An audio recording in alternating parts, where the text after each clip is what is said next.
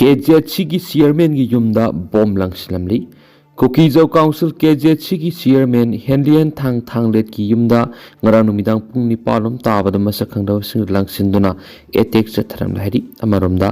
bomb langsinduna aki khang piramba thawong adu kuki NP chusampur amasum kuki sip issue chusampur akan mamongda condemn tarokli Koki NP Chusampur की President in Charge CS Henkulon Khongsai amadi Koki Sip Association Chusampur की President Lerkam Haukip Anina Puna Kuyek Pidunu Thadorakpa Chirolamada Security Guard Line Asiguma Thong Satharambasi Security की Protocol Thugaibaga Loinana Security Missionary की Tabak Fail Oidi Habatakani District asida civil society organization amagi lusingbada bomb langsinduna attack sa therapy thawong asi handaki asina ahanbani haibaga loinana thawong asi haksina law hedi mari leinaba authority na atuba matamda bomb langsinbada siena basing phaduna makoi gi mathakta sapsab action lakhot kadabani haina demand tawbaga loinana hairiba thabakta onthokta tarabadi makatana thulakpa thawdok singi daita government na pugadabani mari leinaba authority singna miyam ge amadi civil society or leader sing bungak sienwi gi akan mathabak lakhot kadabani hainasu phongdorakli asiguma thawong mipung kudim ona condemn tapam thui masigi matangna wari sana duna lusinbigi mohon peace amasum harmony belu ngakna hena secular oiba society amagidama punna thabak tawmina se hainasu phongdorakli Mitop hana khandok tana politics tawduna board khom bigi thabak khudak ta lep kadabani ZFD yelhaw mi phurup singi mathakta mitop lan taraklaba phawba mitop hana khandok na thabak lokhatana politics tawduna board khom bigi thabak sa tharibi sing khudak ta lep kadabani karigum wafam asi thawoidrabadi akan bi hoksang silagani haina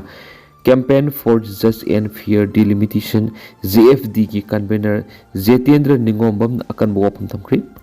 Census ka mari lainana ZFD na paring naina satharakpa miyamgi khana nainaba mifamgi manungsana ngarang kaksing district ki Sugunu Bazar da leiba Singtam Community Hall da Sugunu Apunba Maira Pai bilup amadi ZFD ani na kusamna duna satakiba campaign da lup asigi convener Zetendra Ningombam na mathaki wapam asi phongdokibani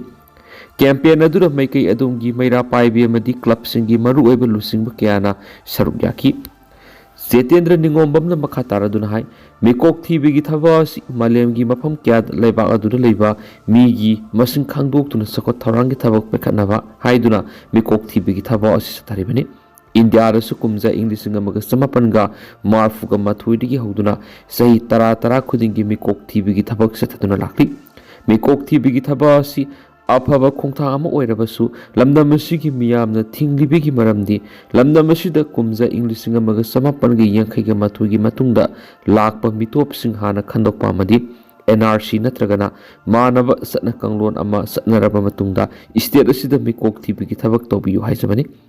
lamdam asida NRC natragana manaba mechanism ama satna handriba phawba Manipura mikok thibigi thabak sathaba yaroi kumza English ngani amada pangthokiba mikok thibigi thaba duda niyam kaina mikok thikibana singi mafam oiriba subdivision mapanda maram zadana mising yamna henkala mathinaki amadi tampaki mafam singdana mising yamna hantharambagi report mangki loidana koki furupna namna khundaba mafam singda nupi amana saurakna sahi amada angang taraga manga poklam kibagi report mangki masi thigaluba matamda Bangladesh Nepal amadi Myanmar gi sawbo oina sangalkhibani maramde Myanmar irang thokpana military junta na otpa naibana maram oiraga laifam leitabadagi Manipur sensilaktuna khundaba horakibani maramdi makhoi gi laingak na thokpa furup samaga kunthraga manga gi list ki manungda koki yaudi Haukibasa English ngamaga samapan gi yangkai di English ngamaga samapan ga humfu ga mapan phawbada kang pokpigi khulmasing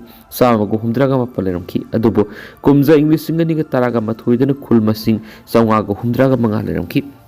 lainga na thidokpada khul sahum hengat pa I thenaki asiguma thawng asi lainga na thidokpada punna khul samapalom hengat pa thengnakiba asi thingmadana tana lamdam asid narol sanglakiba mitop sing khandoklaba matung census ki thabak tawgadabani haina hauzik paliba lenga asina center gi makok thongba singda taksingadabani haina su Zetendra Ningombam na phongdoki magna makha taraduna India gi law gi matung ina mafam amada natural disaster natragana lan thoklabadi census yai thokpad akaiba leti maram aduna census asi hauzik lairi pa phibam asigi yai thokpam thui ꯐꯣꯡꯗꯣꯛꯂꯤ ꯀꯔꯤꯒꯨꯝꯕ India ꯂꯩꯉꯥꯛꯅ ꯉꯝꯃꯤ ꯍꯥꯏꯕꯒꯤ ꯃꯇꯥꯒꯨꯝ ꯃꯅꯤꯄꯨꯔꯗ census ꯇꯧꯔꯛꯂꯕꯗꯤ ꯃꯗꯨꯗ ꯊꯣꯛꯂꯛꯄ ꯑꯐ-ꯐꯠꯇꯒꯤ ꯇꯦꯛꯁꯥꯛ ꯄꯨꯝꯕ India ꯂꯩꯉꯥꯛ ꯑꯃꯗꯤ ꯃꯁꯤꯒ ꯃꯔꯤ ꯂꯩꯅꯕꯁꯤꯡꯅ ꯄꯨꯒꯗꯕꯅꯤ ꯍꯥꯏꯅꯁꯨ ꯖꯦꯇꯦꯟꯗ꯭ꯔ ꯅꯤꯡꯉꯣꯝꯕꯝꯅ ꯆꯦꯛꯁꯤꯟꯕ ꯋꯥꯐꯝ ꯊꯝꯈꯤ ꯀꯦꯝꯄꯦꯟ ꯑꯗꯨꯗ ꯁꯔꯨꯛ ꯌꯥꯈꯤꯕ JFDꯒꯤ ꯐꯥꯏꯅꯥꯟꯁ ꯁꯦꯀ꯭ꯔꯦꯇꯔꯤ ꯁꯨꯅꯤꯜ ꯀꯔꯥꯝꯅ ꯍꯥꯏ ꯂꯝꯗꯝ ꯑꯁꯤꯗ ꯑꯅꯧꯕ ꯂꯩꯉꯥꯛ ꯑꯃ ꯂꯥꯛꯂꯕꯅꯤꯅ ꯂꯩꯉꯥꯛ ꯑꯁꯤꯒꯤ ꯃꯤꯅꯤꯁꯇꯔꯁꯤꯡ MLAꯁꯤꯡ ꯌꯥꯎꯅ ꯁ꯭ꯇꯦꯠ ꯑꯁꯤꯗꯒꯤ ꯂꯩꯔꯤꯕ ꯄꯣꯂꯤꯇꯤꯀꯦꯜ ꯄꯥꯔꯇꯤꯒꯤ ꯃꯤꯍꯨꯠꯁꯤꯡꯅ ꯂꯝꯗꯝ ꯑꯁꯤꯗ ꯃꯤꯇꯣꯞ ꯍꯥꯟꯅ ꯈꯟꯗꯣꯛꯇꯅ ꯁꯦꯟꯁꯁ ꯄꯥꯡꯊꯣꯛꯄ ꯌꯥꯔꯣꯏ ꯍꯥꯏꯅ ꯑꯃꯠꯇ ꯑꯣꯏꯅ ꯂꯦꯞꯇꯨꯅ ꯁꯦꯟꯇꯔꯒꯤ ꯃꯀꯣꯛ ꯊꯣꯡꯕꯁꯤꯡꯅ ꯈꯟꯒꯗꯕꯅꯤ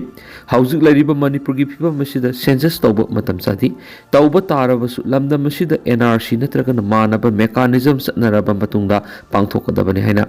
ꯁꯦꯟꯇꯔꯗ ꯇꯛꯁꯤꯟꯕ ꯂꯩꯈ꯭ꯔꯦ ꯃꯁꯤꯒꯤ ꯃꯊꯛꯇ ꯒꯚꯔꯅꯔ ꯑꯖय ꯀꯨꯃꯥꯔ ꯕꯂꯥꯗꯁꯨ ꯃꯦꯃꯣꯔꯦꯟꯗꯝ ꯀꯌꯥꯔꯛ ꯄꯤꯗꯨꯅ ꯇꯛꯁꯤꯟꯕ ꯂꯩꯈ꯭ꯔꯦ ꯑꯗꯨꯕꯨ ꯇꯥꯁꯤꯟ ꯑꯣꯏꯁꯤꯟꯅꯗꯅ ꯂꯩꯊꯣꯛꯂꯤ ꯑꯁꯤꯒꯨꯝꯕ ꯇꯟꯖꯥ ꯑꯁꯤꯗ ꯍꯥꯟꯅꯒꯤ ꯑꯔꯥꯟꯕ ꯁꯦꯟꯁꯁꯀꯤ ꯔꯤꯄꯣꯔꯠꯇ ꯌꯨꯝꯐꯝ ꯑꯣꯏꯔꯒ ꯁꯦꯟꯁꯁ ꯇꯧꯕ ꯇꯥꯔꯕꯗꯤ ꯃꯥꯡꯖꯒꯗꯧꯔꯤꯕꯁꯤ ꯌꯦꯡꯂꯒ ꯁꯦꯟꯁꯁꯀꯤ ꯊꯕꯛ ꯑꯁꯤ ꯌꯩꯊꯣꯛꯀꯗꯕꯅꯤ ꯅꯠꯇ꯭ꯔꯒꯅ ꯃꯤꯇꯣꯞꯅ ꯑꯩꯈꯣꯏꯒꯤ ꯆꯥꯛꯊꯨꯡ ꯐꯤꯗꯨꯡ ꯃꯨꯟꯈꯤꯗꯨꯅ ꯑꯩꯈꯣꯏ ꯂꯝꯗꯝ ꯑꯁꯤꯗ ꯍꯤꯡꯕ ꯉꯝꯂꯛꯂꯣꯏ ꯍꯥꯏꯅ ꯐꯣꯡꯗꯣꯛꯈꯤ ꯍꯟꯗꯛ ꯄꯥꯡꯊꯣꯛꯀꯗꯧꯔꯤꯕ ꯁꯦꯟꯁꯁ ꯑꯁꯤ ꯃꯃꯥꯡꯗ ꯄꯥꯡꯊꯣꯛꯈꯤꯕ ꯑꯗꯨꯗꯒꯤ ꯈꯦꯠꯅꯕ ꯑꯁꯤꯅ ꯑꯩꯈꯣꯏ ꯆꯦꯛꯁꯤꯜꯍꯧꯕ ꯃꯊꯧ ꯇꯥꯏ ꯀꯔꯤꯒꯨꯝꯕ ꯑꯩꯈꯣꯏꯅ ꯃꯤꯀꯣꯛ ꯊꯤꯕ ꯑꯁꯤꯗ ꯆꯦꯛꯁꯤꯜꯍꯧꯗꯕ ꯇꯥꯔꯕꯗꯤ ꯅꯔꯣꯜꯗ ꯆꯪꯁꯤꯜꯂꯛꯈꯤꯕ ꯃꯤꯇꯣꯞ ꯃꯤꯌꯥꯟꯆꯥꯁꯤꯡꯅ ꯈꯨꯠꯂꯤꯡꯕ ꯂꯝꯗꯝ ꯑꯃ ꯑꯣꯏꯕꯇ ꯅꯠꯇꯅ ꯁꯤꯇꯤꯖꯟ ꯑꯃ ꯑꯣꯏꯕꯒꯤ ꯆꯞ ꯆꯥꯕ ꯆꯥꯛꯊꯨꯡ ꯂꯧꯕꯇ ꯅꯠꯇꯅ ꯃꯤꯈꯜꯗ ꯃꯤꯔꯦꯞ ꯐꯥꯎꯕ ꯊꯣꯛꯂꯛꯇꯨꯅ ꯑꯋꯥꯕ ꯐꯤꯚꯝ ꯑꯃꯗ ꯂꯥꯛꯀꯗꯧꯔꯤꯕꯅꯤ ꯑꯁꯤꯒꯨꯝꯕ ꯀꯌꯥ ꯑꯁꯤ ꯀꯟꯅꯅꯕ ꯍꯣꯠꯅꯕꯗ ꯑꯩꯈꯣꯏ ꯄꯨꯝꯅꯃꯛꯅ ꯃꯤꯀꯣꯛ ꯊꯤꯕ ꯍꯧꯗ꯭ꯔꯤꯉꯩ ꯃꯤꯇꯣꯞ ꯍꯥꯟꯅ ꯈꯟꯗꯣꯛꯀꯗꯕꯅꯤ ꯃꯤꯇꯣꯞ ꯈꯟꯗꯣꯛꯇꯨꯅ ꯃꯤꯀꯣꯛ ꯊꯤꯕ ꯌꯥꯔꯣꯏ ꯍꯥꯏꯅ ꯑꯃꯠꯇ ꯑꯣꯏꯅ ꯂꯦꯞꯃꯤꯟꯅꯕ ꯆꯪꯏ ꯍꯥꯏꯅ ꯁꯨꯅꯤꯜ ꯀꯨꯃꯥꯔꯅ ꯃꯈꯥ ꯇꯥꯅ ꯐꯣꯡꯗꯣꯛꯈꯤ ꯃꯅꯤꯄꯨꯔꯗ ꯍꯥꯡꯂꯤꯕ ꯇꯥꯇꯥ ꯐꯥꯏꯅꯥꯟꯁꯀꯤ ꯊꯕꯛ ꯊꯧꯔꯝ ꯈꯨꯗꯤꯡꯃꯛ ꯈꯨꯗꯛꯇꯒꯤ ꯂꯦꯞꯀꯗꯕꯅꯤ KCP PWGMC ꯌꯨꯅꯤꯐꯤꯀꯦꯁꯟ लोन रिकवरी तब हरासमेंट पीब यारो लोनना मनपुर हांगलीब टाटा फाइनेंस की थबक थौरम खुदिमा खुदक्तगी लेपकदबने हैना KCP PWGMC यूनिफिकेशन की PRO सिंखै गानबना थादोरकपा सिरोल अमन हाइदि सिरोल सिन हाइ इंग्लिश सिंगनिगा कुनगो हुमदोइगी मे अहुमदगी थोलखिबा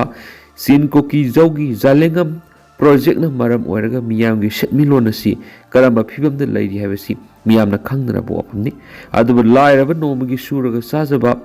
बिजनेस मसा मसा तौबा इरैसा क्यामदि करिसु खंगजदना हिंगनबगी लनफम सरामा अनिगी लनथिंगनरिबा अयामनि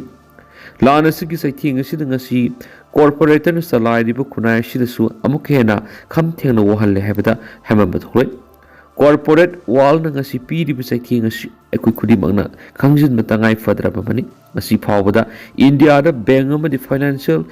इंस्टीट्यूशन सिंगी मिसैद अमदि मखोइग हरासमेंट मरम ओइरगा स्मॉल बिजनेस तौब कया लोइनना फार्मर कया अमदि सुसाइड तौरगा थवाई थाखिबगी केस क्या लैरि ngasi fawda mioi lising thawaina ponta pikrabani adubo lupa sikki tanjariba business masa masa tawriba masum lawmi singidi nomonogi mi sei tabe hengalakta banati masida yamna ngaklibidi india government na parliament thamkiba paukhumgi matungina kumja english nganiga taraga manga dagi english nganiga kungo humdoi kunga mari gi manungda india da leiba commercial bank singna saurana lupa lakh 12.3 crore mukti senjau paibi singi namakta loan copy खिबगी पाव कया लेख्रे है मियामना खंबीरब्रा मथंग